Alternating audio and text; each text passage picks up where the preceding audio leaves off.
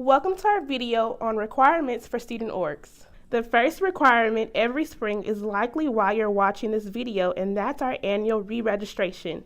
It's entirely online and is available if you look up your student organization on the Highlander link and then click Manage.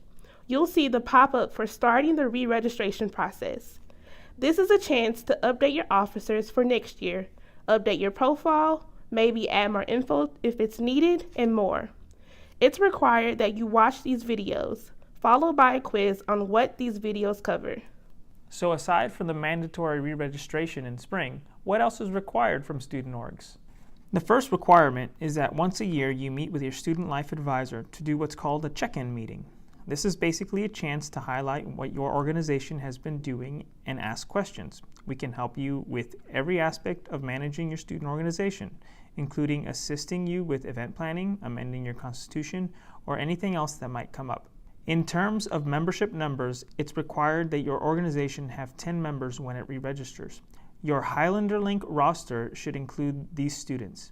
As a reminder, at least 51% of your student organization needs to be full-time UCR students.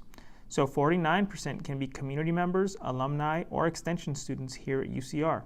These folks will not be on your Highlander Link roster since they can't log in. The last requirement is what's called the Student Organization Leadership Seminars, which is a day-long conference-style series of workshops that occur during 3 days before fall quarter starts. There will be 3 days of student org seminars, but you will be told what day to attend based on your cluster. It's required that you send one representative from your org to the day that is designated for your cluster.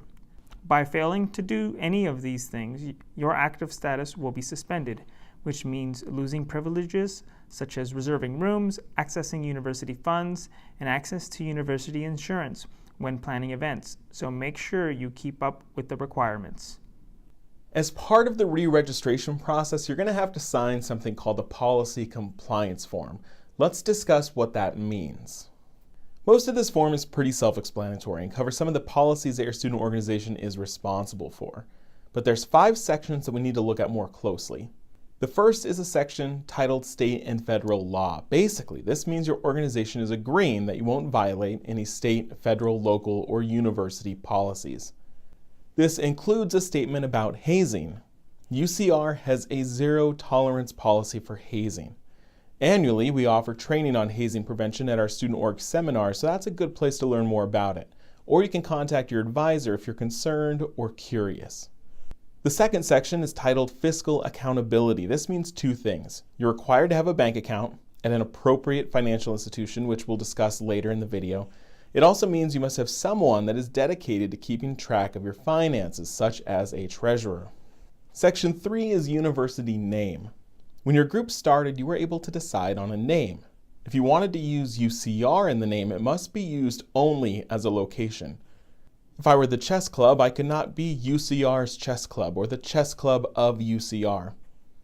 But I could be the chess club at UCR because it's a location. Using it otherwise denotes a certain sense of ownership from the university, which is not the case. The 4th section is membership. There's a few important things here. It says that the head of the organization must be a current, full-time UCR student. Additionally, 51% of the organization must be full-time UCR students. We already covered this a bit. Lastly, the section lays out that all officers in an organization must be in good academic standing, which means that you can't be on academic probation. You'll be asked to focus on your schoolwork until you get back into good standing. The very last section we need to look at today is called the Hold Harmless Agreement. This means that UCR doesn't condone or approve any activities you do. Your organization is solely responsible.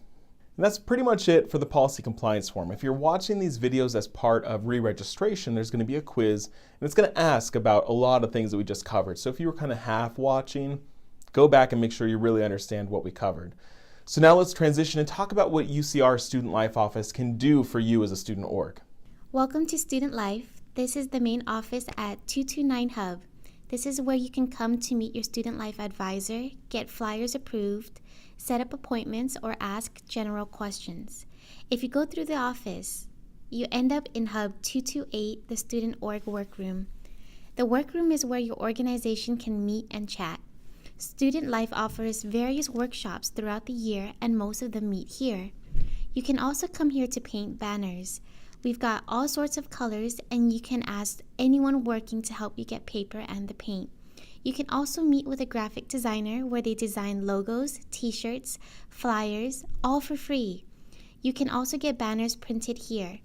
You only get a few, so think carefully about what you want to get printed. Your student organization also has a mailbox where you can have mail sent. If you want to have stuff sent here, the address is on the screen right now. Easy as that. If you want more training or the in-person trainings don't work for your schedule, check out our Student Life YouTube channel for tons of online workshops and trainings. And that's pretty much it. So we talked about requirements, we talked about the policies, and we talked about resources that we offer you as a student organization. So if you're watching this as part of re-registration, you can move on to the next video. Otherwise, hopefully this was interesting.